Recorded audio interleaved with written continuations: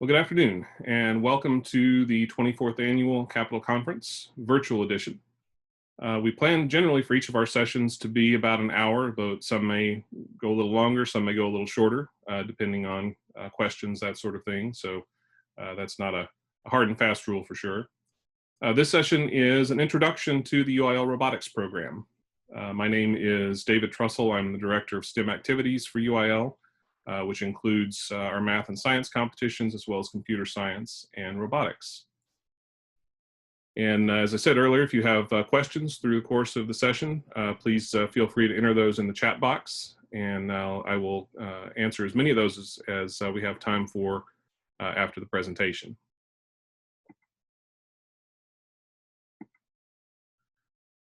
So this session is really kind of the nuts and bolts of the UIL robotics program. We are offering additional robotics sessions during the conference. We had a great one last week presented by Larry Williams from Trenton High School, talking about their very successful BEST robotics program. If you weren't able to catch that one, we will, as I said earlier, be posting a recording of each of our sessions on our website later in the summer. So definitely go back and check that one out. We have some additional sessions coming up next week. On Tuesday the 14th at 10 a.m. Andrew Haub from Hutto High School will also be presenting on BEST robotics. And then on Wednesday the 15th at 10 a.m. We have Brad Friesen from Denver City who will be presenting on their FTC program. So you'll get a reminder email with those listings, and in case there are any changes to the time or anything like that, you'll receive that in that email. But if you'd like to attend more robotics sessions, go ahead and mark your calendar for those next week. So in this session, we're going to talk about kind of the overall UIL umbrella for robotics. We won't get into as many in-depth details on the specific competition platforms as some of those other sessions will, but I'll also give you some more resources where you can find additional of those types of in-depth sessions, depending on which particular program you're interested in. But we'll talk about the program structure and participation and how that works. Robotics is very different from anything else that we do in UIL academics. And so we'll talk about some of those differences and how that all works. We'll talk about the general rules for the program that affect your participation. We'll talk about kind of the role of robotics in your school community. And then we'll talk about some of the options for participation, specifically some of the details of the different competition platforms that we offer. So we'll get into a little bit of that, some of the differences between the different programs of competition. So this really is geared toward those of you who may be brand new to robotics, you've just gotten a program started, or you're interested in bringing robotics to your school. This will hopefully give you a good idea of how to get started and how to take those initial steps. Of course, one big caveat with this session, as well as with so many of the others that we're presenting, a lot of the information that we present really is geared toward what a normal school year would look like. There are a couple of reasons for that. We certainly do recognize that this coming school year is likely to be not normal, at least initially, because of the pandemic situation that we're in. But we do want these sessions to have longer term application. And then also there are so many things that we just don't know. As you know, things are changing on a daily basis with respect to COVID-19 and how it's impacting our schools and our communities more broadly. So I'll be able to address that a little bit more toward the end of the session, and certainly we'll answer questions if I can. But there's a lot of unknown that is unknown at this point. So, but what we're covering today will be applicable, for sure, once we get back to normalcy, hopefully in the very near future.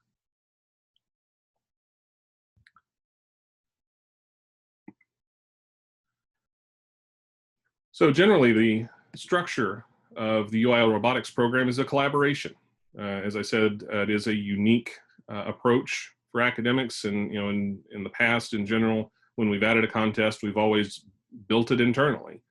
But in the case of robotics, there was so much happening in our schools in Texas already with robotics competition and with well-established programs we felt like we had an opportunity for a different approach. And so we were very deliberative in how we researched and developed the different options that were available to us.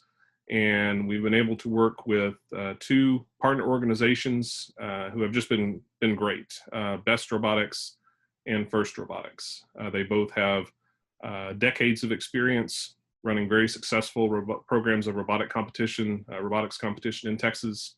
And it's been a great relationship and continues to be. And so it was a different approach, but it has served us well thus far, and definitely look forward to continuing to build on that as we go forward. And I've been presenting about our robotics program now for several years, and I would always start out presentations of this type with a lot of background information, talking about when and how things got started and more details about the pilot process. But we really have kind of passed that now. We're at a point where robotics really is a full-fledged part of the UIL academic program. And so I don't feel like we need to cover as much of that ground anymore. And we can talk a little more about kind of where we are now. And if you're interested in getting a program started, what that means for your school. So that's kind of what our main focus will be.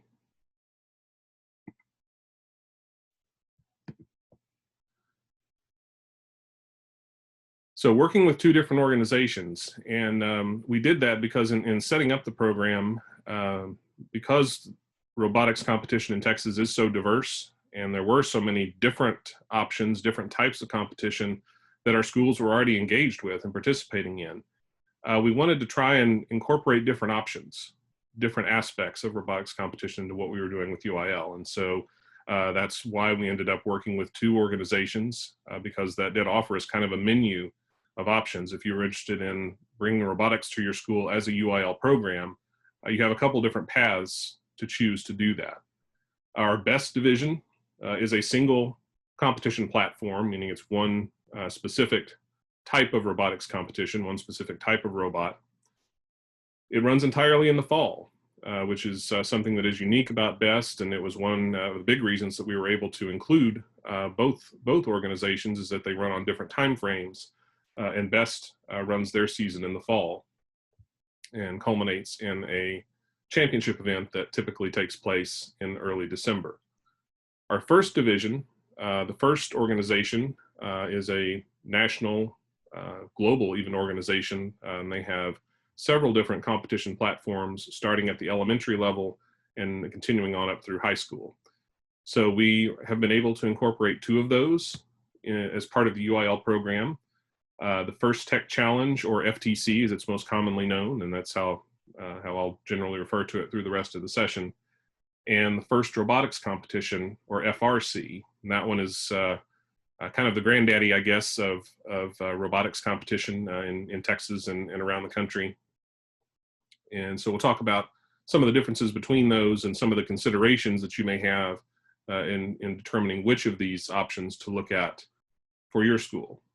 And both of those first competition programs do culminate in spring championship events. And unfortunately, we didn't get there this past spring due to things being shut down at the time that they were.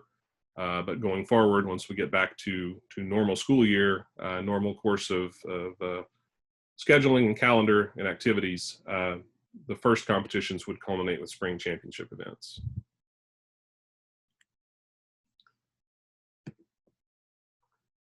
So the big question, if you're new to robotics, or if you're looking at bringing robotics to your school and don't yet have a program in place, is which competition is the right fit? And it's there are a lot of different considerations involved there, and we'll talk about some of those as we go through the session.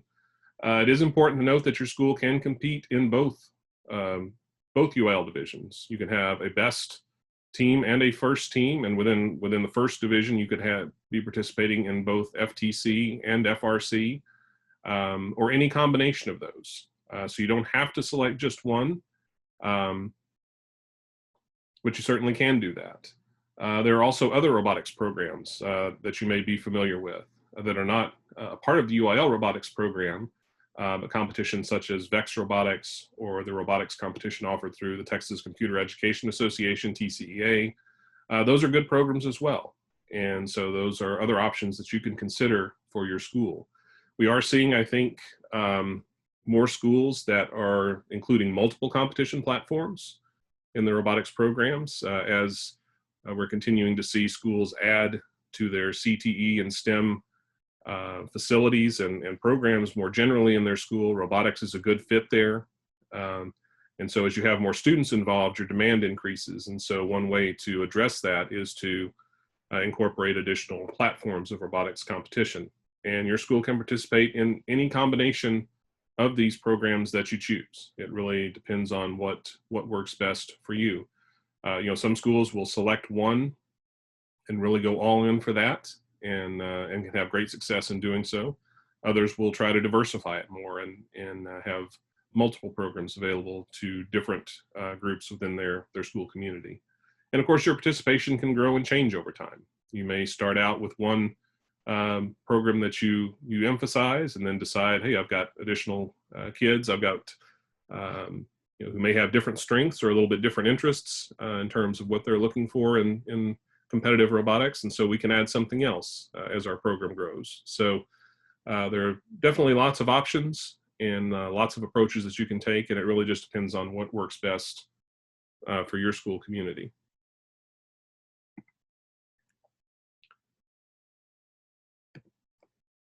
So first steps to robotics participation. Of course, as a UIL member school, you already have that box checked. And participation in UIL robotics does require UIL membership. And if your school is a UIL member, meaning you participate in other UIL activities, whether it's athletics or music or other academic programs, you already have that UIL membership aspect covered. But the additional element in robotics is that you also do have to register a team with the robotics organization that you've chosen. And that process happens through the national office. Both BEST and FIRST are national organizations, and so they have a team registration process that is run through those national level organizations. And so you can see the links there to the BEST Robotics and FIRST Robotics organizations, and that's kind of where those first steps are. Now, it can be a little bit, you know, if you're brand new to the robotics world, it can be a little bit intimidating, a little bit confusing sometimes to kind of navigate that process and figure out what you need to do. And so we're very fortunate to have some outstanding affiliate organizations in Texas. Then they will help you. They will help you figure that process out in terms of getting a team registered, as well as getting things started locally. We'll cover that in a little more detail in just a moment. And then they also, in some cases, have financial assistance that they can assist you with. FIRST in Texas in particular has a program of grants that you can apply for through them. So, you know, certainly take a look at the resources and information available on the national organization websites that are linked here. But then also don't hesitate to reach out to to either of those affiliate organizations here in Texas, and they will certainly be glad to help you figure out those next steps and what you need to do to get your program started and to get your team registered and kind of launch you on your way.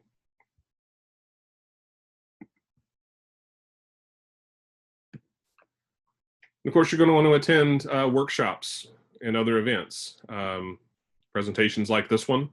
I will later on in the session have some links for you for some other virtual workshops that are happening this summer, where you can get some additional information. Networking is very important. I can't emphasize that enough. One of the great things about the robotics community is how collaborative it is. I mean, you are competing against other schools, against other teams certainly, but you really have this great attitude of helping each other out. And so teams, coaches who have been at this a while, who are more experienced, those veteran teams are always happy to help people with new programs, new teams, new coaches to get started and to answer your questions and to help point you toward resources and important information that you need. So can't emphasize that enough. And you can certainly, once you've completed that initial step and you've got your team registered, you can certainly reach out to coaches at other schools in your area or anywhere statewide, really, but certainly in your part of the state, and they're going to be happy to help you out. You'll also then want to connect, and this is a kind of a related point, is connecting with your local competition group, and that's certainly where you'll find some of those networking opportunities. In the BEST organization, those local level groups are referred to as hubs. Your hub with BEST is where you'll kind of begin your season each year in terms of getting the kit of parts that you'll use to construct your robot for that season. You'll have opportunities for practice, and that's where your qualifier competition will take place, is through the hub. First, it depends on which competition platform that you're working with. We'll talk a little bit more about those and how they differ. But first is generally divided in Texas into different areas, and there are different points of contact for each area of the state. And you can find that information on the First in Texas website, and certainly feel free to reach out to those folks, not only at the First in Texas office, but also those area contacts, and they can help you get connected with the local competition groups. So you're going to find a lot of people who are willing and happy to help you as you get a program started. So that's one of the great things about robotics.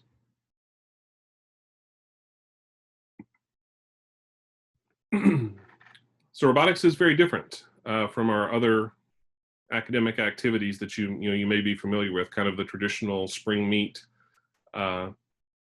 structure where we have your district competition in March, where you'll have students participating in math and number sense and science and literary criticism and all those other different contest areas that we offer, the speech and debate contests that are there, journalism, etc.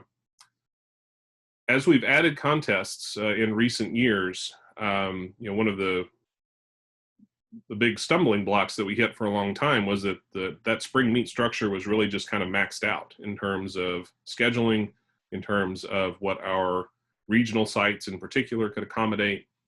But we knew that we needed to, as our state continues to grow and as our schools continue to grow, and we have a wide diversity of interests among our students, we wanted to add opportunities that would be there for some of those students who maybe didn't find their niche within that traditional spring meet slate of contests.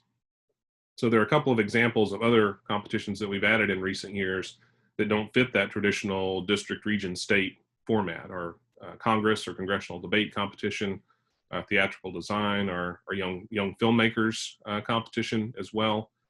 Those all run through a different schedule, different structure, but have also been very, very successful and have brought new students into UIL academic competition who maybe wouldn't have otherwise been involved. So that's been very exciting, and robotics has been kind of on that same trajectory where we're bringing students into UIL programs who otherwise might not have been involved in UIL academics. There are no UIL district or regional contests for robotics. That's where the collaboration aspect comes into it with working with those two robotics organizations. So your qualification to UIL state in robotics is based on how you do in the qualifiers that are run by FIRST and by BEST around the state. As I mentioned with BEST, those are your hub competitions. And so you'll, based on how you do at your hub level meet, determines who is invited to participate at state.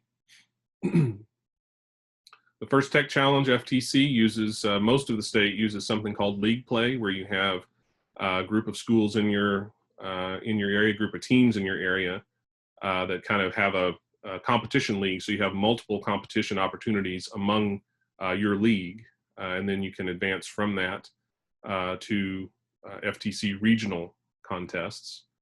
FRC uses something that they refer to as the district model, where your team has an opportunity to compete in 2 different qualifier contests, and from those qualifiers, that determines advancement, both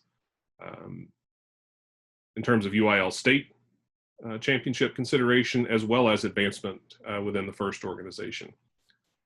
Qualifier meets are organized and administered by the robotics organizations, not by UIL. So that's, again, that collaboration piece is so important to making this work, and it has been a very successful relationship for us. There's a footnote there, I want to call your attention to that. The terminology can be a little confusing sometimes, and not just in robotics. There are so many areas in not only in extracurricular programs, but in education generally, where we use the word district and region to mean a lot of different things. And so this is kind of the same issue, that first uses those terms, district and region, but that doesn't have any direct relationship to UIL district and regions that you'll see on UIL alignments. It just happens to be similar terminology.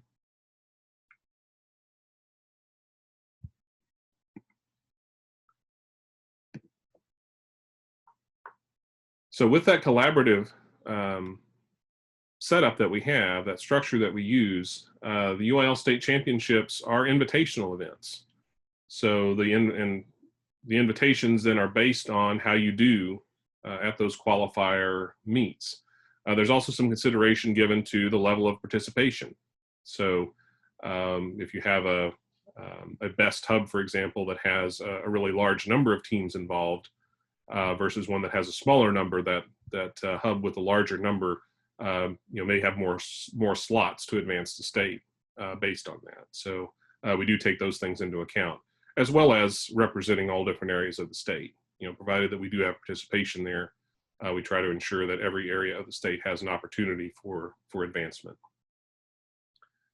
The points and ranking systems, because the robotics organizations are running those qualifiers, that's where the points and ranking systems come from, is how they score those events. And then we collaborate with them on the specifications and priorities for advancing to UIL state championships. Of course, there are also limitations inherent in whatever venue we're working with, and the schedule, as you can only accomplish so many matches in a day with the robotics competition, and so we have to take all those things into account. But we certainly always want to advance the maximum number that we can accommodate within the facilities and the schedule that we have available. We do maintain waiting lists. So if a team who is initially invited is not able to attend the championship for whatever reason, then we move to the next slot on the list, and that team is invited to fill that spot. So we do try to have the maximum number of participants that we can at those championships.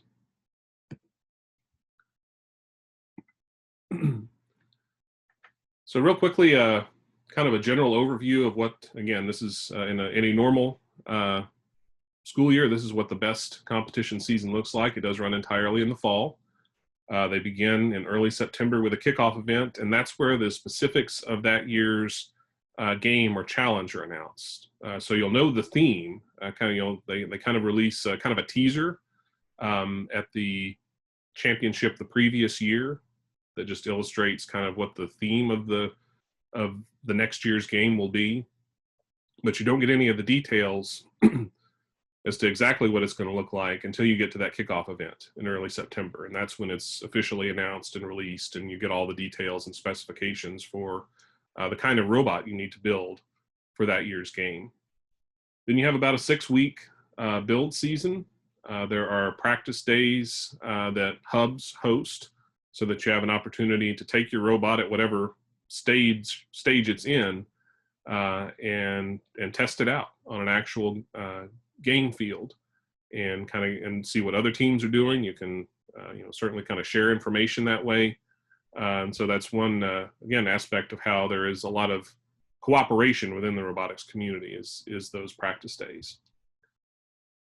Then the hubs also host those qualifier meets that take place in October until early November is when the qualifiers typically occur.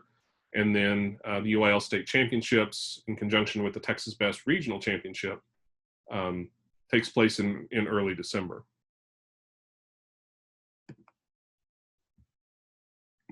Competition season for FIRST. FTC is a little more open-ended in terms of how the season is structured. They also have an early September kickoff, but it's much more of an open build where you have teams really working on their robots pretty well throughout the year. Meets don't really start happening until November, invitational or practice type events. You get into more of the qualifier meet structures, December through February typically. And then there's a championship event that takes place in the spring. Of course, this year it was scheduled to take place in mid-March, and unfortunately we weren't able to go forward with that event at that time.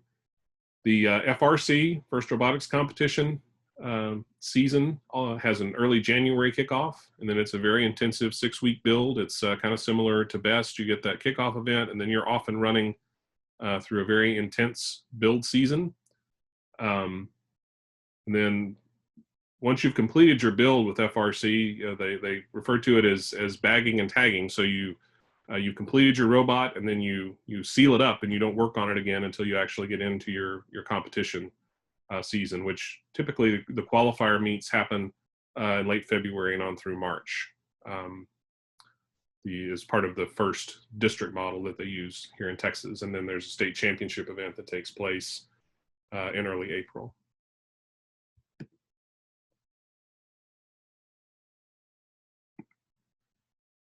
So in a system like this, who makes the rules? And of course, as we went forward building this program, that was one of the the big questions that we had to answer, is if we're going to be working with other organizations, how do we handle the rule defining process? And in general, UIL rules really govern what happens in terms of awarding UIL championships. So which teams are eligible, and the types of awards that are given, what the championship criteria are, that comes from UIL rules, which is why you do have to be, of course, a team representing a UIL member school in order to compete for a UIL state championship. We have a robotics handbook. There will be a new edition of that posted later this summer. There won't be any significant changes to that in terms of the general rules. Of course, we don't know what changes might take place, yet in terms of scheduling and so forth, based on the current environment. But we do have a handbook that goes through team eligibility and some of those details that we post on our website each year. But everything else in terms of how the contest is run, from the specifications of what the robots look like in terms of requirements for how you build your robot, what the game field looks like, how the matches are judged and scored, the structure of the qualifier meets, all of that is administered by the robotics organizations. So again, that's that collaboration piece that really has been very, very successful.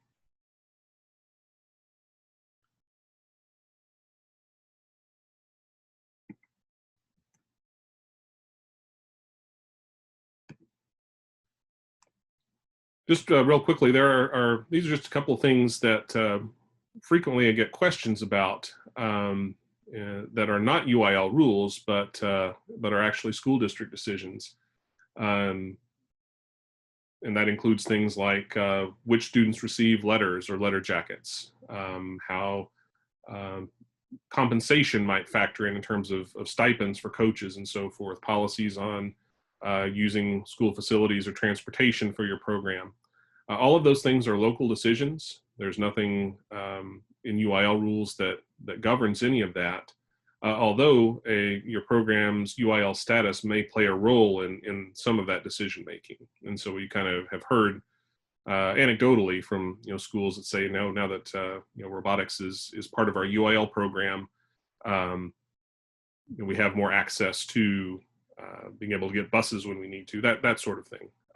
All of that's determined locally, but having robotics as a UIL program can be an assist, can give you some assistance with some of that.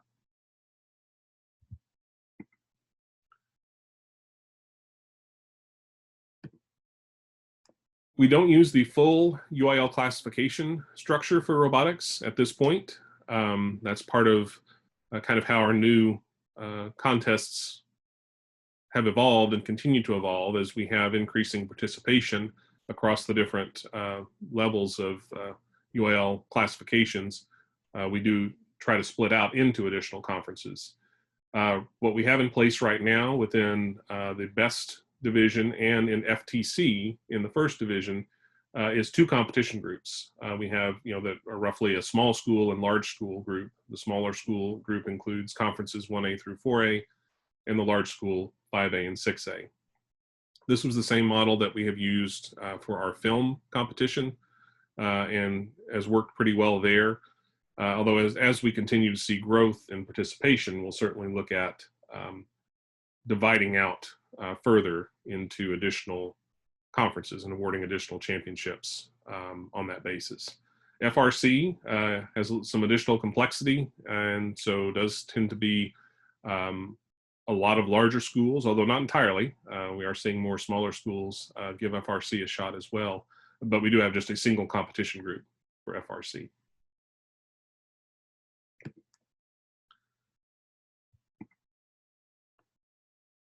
We do have points for robotics. As an official contest, it is, points were added into our academic state championship point structure, and you can see there what that looks like. Now, because we don't have UIL district and regional contests, there are no district or regional points for robotics, but you do have an opportunity to earn points for your school toward our academics overall state championships. Another exciting thing that is a recent addition is Lone Star Cup points for robotics. And you can see again the numbers there. So if you're, and this applies to, if you can earn multiple sets of points. So if your school participates, if you have a best team and an FRC team that makes it to state, you can get points for both of those teams. So there are some great opportunities to earn points for your school, both toward our academics championships and to earn some Lone Star Cup points as well. And for your students, TILF eligibility is available now for students on teams who finish in the top 10 for their respective competition group at the state championships. So because of the way we're structured in robotics, we do have that additional level. It's not just going to state. It's in some ways similar to our state cross-examination debate tournament, where you get to state, but then if you advance to the second day of competition, you get that TILF eligibility. For robotics, if you finish in the top 10 of the team standings for your competition group, then you have that TILF eligibility for those students.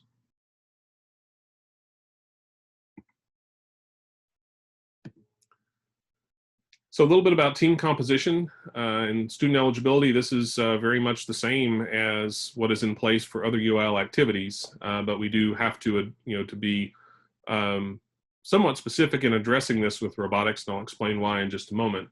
But to be eligible to win UIL awards, your team, of course, must be high school based, UIL member high school, have a majority of your team members in grades 9 through 12. We do have an option that can be particularly helpful for our smaller schools, but is not restricted to smaller schools. If you have a high school based team, you can include some of middle school students. So if you want to bring in some, some students from your feeder middle school to be involved with your robotics team, you can do that and still be eligible for a UIL state championship, provided you still meet those two above criteria, being a high school based team and having a majority of your members in grades 9 through 12. And that's something we refer to as composite teams. There is another structure that we refer to as combined teams, and that means a team that includes students from multiple different high schools. Teams with that structure are not eligible to win UIL state championships.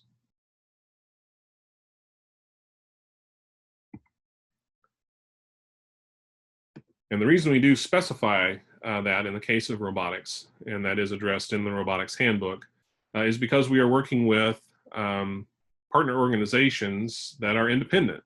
They are not part of UIL, they're independent organizations that have their own participation rules, and those rules include teams that don't fit UIL eligibility requirements. They may be teams that represent club groups, for example, or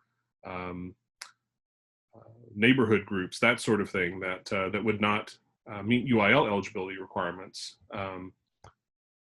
but do meet the participation rules for the best or first robotics organizations. And so for those teams, they can continue to participate as a member of best or of first and receive awards that those organizations give and advancement provided through those organizations. They just can't win UIL championships or UIL awards. This is also true for middle school-based teams. There are a lot of middle schools that are very active in robotics, and that's certainly exciting to see. And those, in many cases, those are schools that are part of UIL member districts, or in general are UIL members. But our rules do not allow for awarding state championships to middle schools or junior highs. So for that reason, we certainly welcome the participation of those schools and those teams, but we're just not able to consider those middle school-based teams in determining state championships.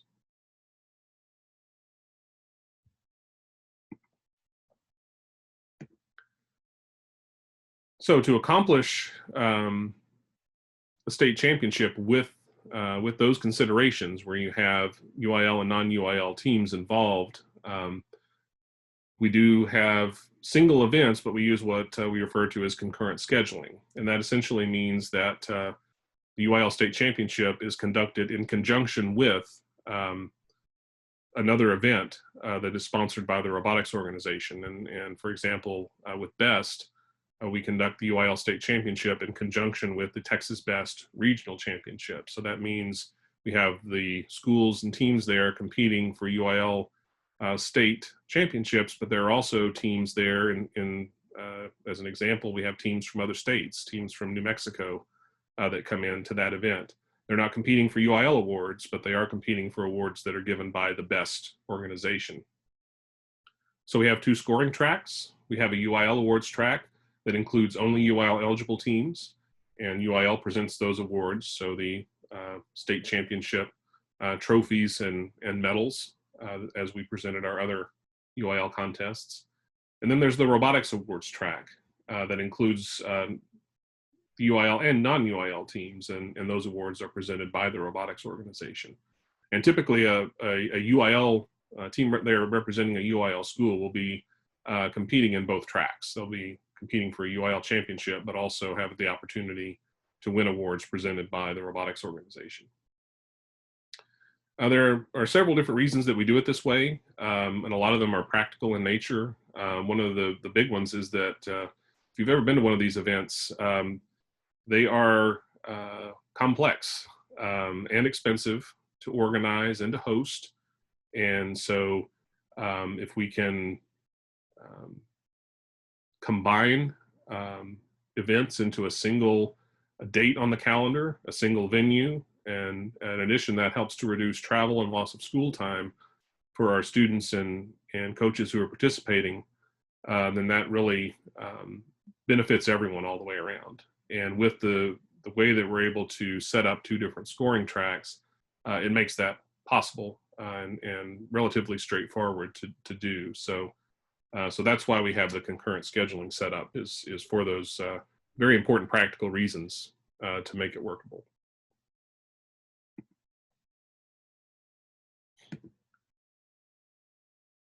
So some of the cool things about robotics in your school, and I'll refer back to that the session from last week that I mentioned with Larry Williams from Trenton.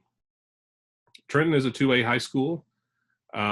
They were not involved in robotics at all until it became a UIL program just a few years ago. And then, but they were very active in other UIL competitions and UIL academics generally. And when robotics came in as a UIL program, they really went all in with BEST specifically at Trenton, and built a great culture around the program there, got their entire school community and their broader community involved in supporting their program, and have been very successful. In just their second year, they actually won that small school group state championship and have been at or near the top every year since then. So it's a great opportunity to build a culture around your program that can bring in support in the same way that you think of other programs at your school, like your band program, or of course your athletic programs people think about a lot, but your theater program, your speech and debate team. You have a real opportunity with robotics to have that same kind of culture, have it be a part of the culture of your school and of your community. You can see some of the different definite advantages to robotics there. You have ties to the curriculum, especially as our STEM and CTE offerings continue to grow and develop. There's certainly a lot of robotics really checks a lot of those boxes. And you have an opportunity to reach new groups of students. And that's something that we have certainly seen with robotics, is students who have not participated in UIL events before, and specifically other UIL academic contests, but also UIL in general, UIL activities, that robotics is their thing. And they get excited about that, and that's their niche. And robotics really offers a lot of different ways for students to get involved. Whether it's beyond just the design and build of the robot, there are other aspects to the program as well, that students with different talents and different interests can be a part of.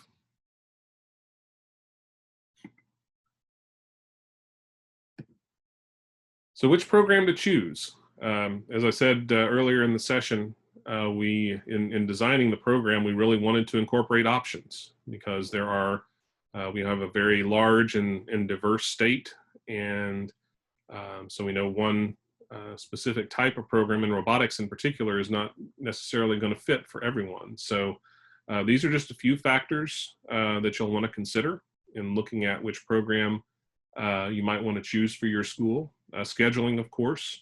BEST has a very compact fall season. FRC is kind of similar in terms of a very compact season with an intense build period that happens in the spring, starting in January. FTC is a little more open-ended, and the season's more spread out through the school year. So that's something that you'll want to consider, is what would be the best fit for your students and for your school community in terms of where it falls on the calendar. Of course, cost and available resources. Just kind of generally, the BEST and FTC programs are going to be less expensive. FRC is going to cost more, just because of the nature of those robots and the resources you need to participate in that competition. But there are lots of variables there. You may have some equipment and facilities that are already present for other programs at your school. If you have a wood shop or a metal shop, or if you have engineering facilities of some type on your campus already, you may be able to tap into some of that and use some of those resources that are already present on campus. You may have 3D printers on your campus that you can access, so you're not having to start everything from scratch. So there are lots of different considerations there, depending on what you may have available on your campus already. And of course, personnel decisions. A lot of what goes into which program are we going to get started with or participate with really comes down to the experience and preferences and comfort level of the educator or educators who will be working with those programs. So that's certainly an important consideration, and can really be a deciding factor in a lot of cases. as to which path you choose.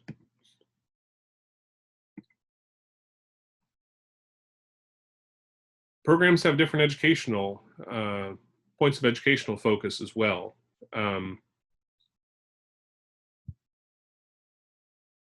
And so that's something that that you may want to look at and consider as you decide which direction to go. The BEST and FRC programs are probably heavier in terms of engineering, because you're doing a lot more of a ground up build with the robots, whereas FTC is going to incorporate a heavier programming element. With BEST, you're really building from raw materials. So you'll see and I'll show you some examples here in just a moment. With the BEST robots, you see a lot of plywood and PVC pipe on those robots.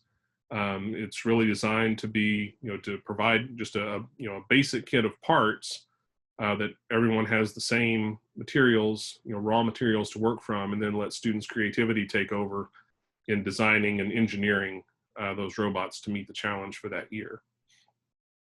FRC is similar in terms of a lot of engineering, design and engineering, and building the robot, but you're working with higher end machining and higher end types of equipment there, much larger robots with FRC.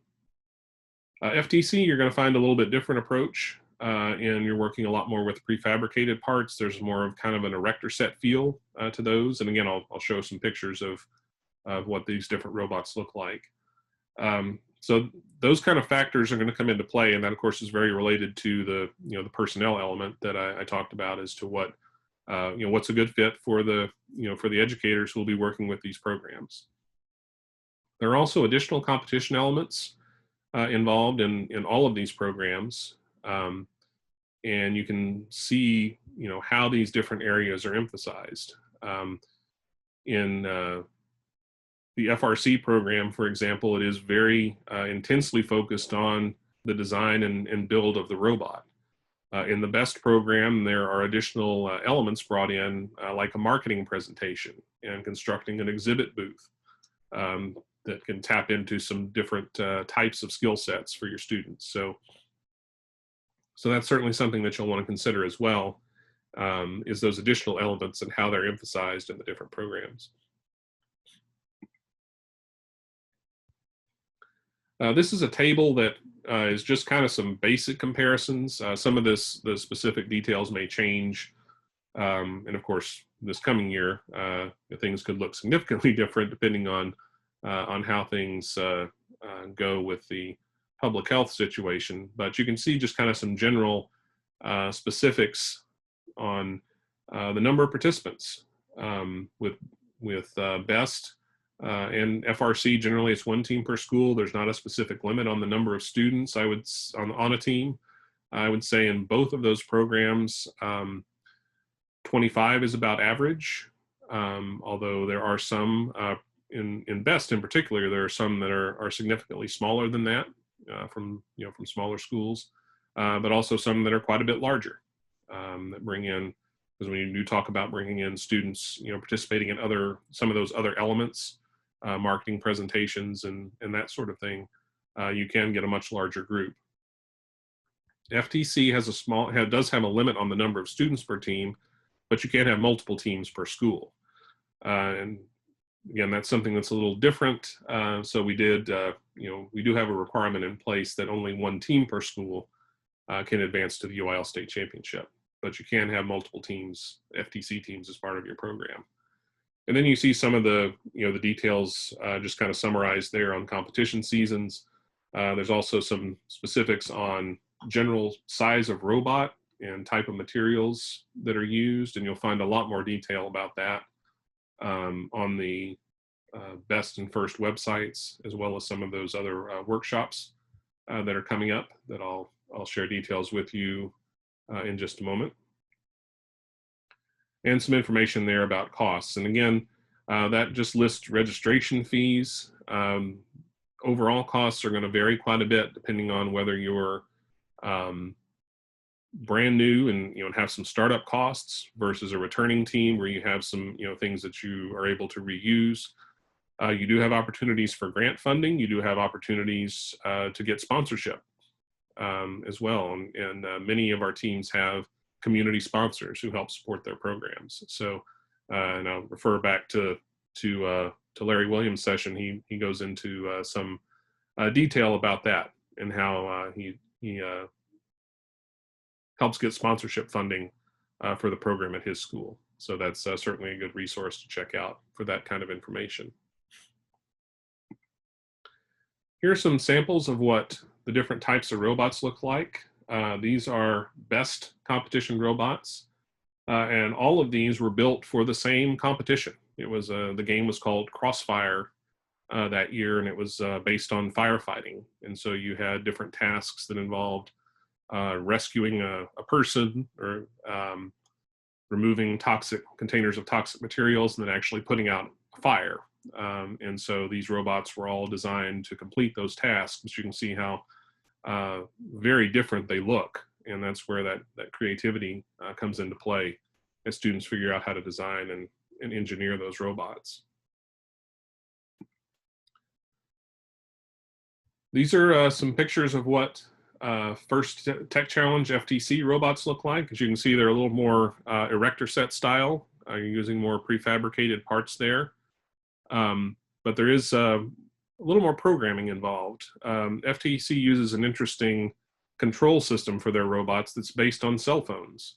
So you have one cell phone on the robot and the other on your driver station. And there's a direct wireless connection between those two phones. And that's how you control your robot during each match. And there is some opportunity for some programming as part of that in terms of customizing your, there is an autonomous period where the robot, at the beginning of each match, the robot runs on its own for a period of, I believe it's 30 seconds. And so you've pre-programmed actions that it will take. And so you just hit start, and then the robot does its thing based on your programming, and you can score points that way. So that's what the FTC robots look like. And then finally, here's a couple pictures of FRC robots. You can see they're much larger, can be typically are over 100 pounds. You have a cart to move those around on. And so you can see there's some additional complexity in terms of how those robots are designed and built. So very different options, and it really, depends on what is the best fit for you. And certainly getting started, you can look at something that is maybe not as complex and get a program started that way. And then look at adding on additional competition platforms as you go. That's one of the great things about robotics, is you do have that opportunity to grow your program. Here's some resources, some other workshops that are coming up. Of course, we have the additional sessions that I mentioned coming up with Capital Conference. But Best of Texas and First in Texas are also offering several virtual workshops through the summer, and the links are there. All of these events, I believe, are free, and you do have to register for some of them, but you can check out those calendar links. Again, I'll be posting these slides on our conference webpage. They should be up later this afternoon. But there's a whole list of virtual workshops that you can attend. And again, the two Texas affiliate organizations are great resources for you in terms of finding connections to mentors, mentor coaches, mentor teams who can assist you, possibilities for funding, and also these types of workshops and other informational activities that you can attend. And as I mentioned earlier, of course, networking and mentors are a very important part of these programs, and can be a tremendous help to you as you start and build your program.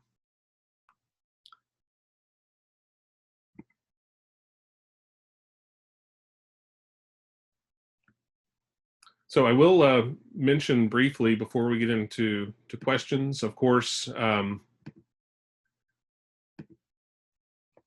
things may look a little different this year, or will certainly most likely look a little different as we get into our competition seasons at UIL. Of course, our first priority is always the health and safety of all of our participants, our students, our coaches, our officials and spectators, everyone involved in UIL programs. Health and safety comes first. Certainly our goal is to have a full competition season in all of our activities this coming year, but we will, as things are changing on a daily basis, we'll continue to monitor that situation. Our administration works with the Commissioner's office and the Governor's office on an ongoing basis, and we'll continue to make adjustments based on those health and safety concerns. So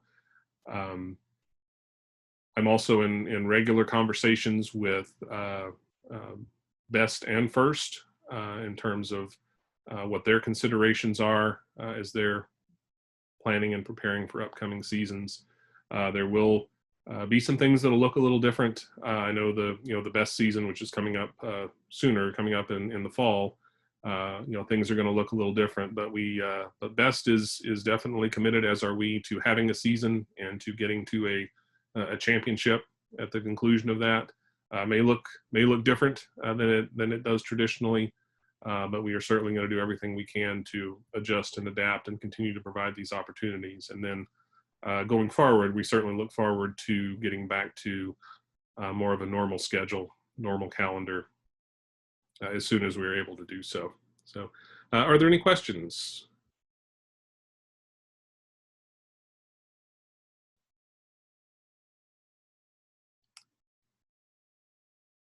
All right. Well, certainly, if you do have questions that you think of, later on or after today, you can certainly send me an email anytime. I'm always glad to help you out. And thank you again for attending this afternoon. And I look forward to seeing you at some of our additional sessions that we have coming up. Have a great afternoon.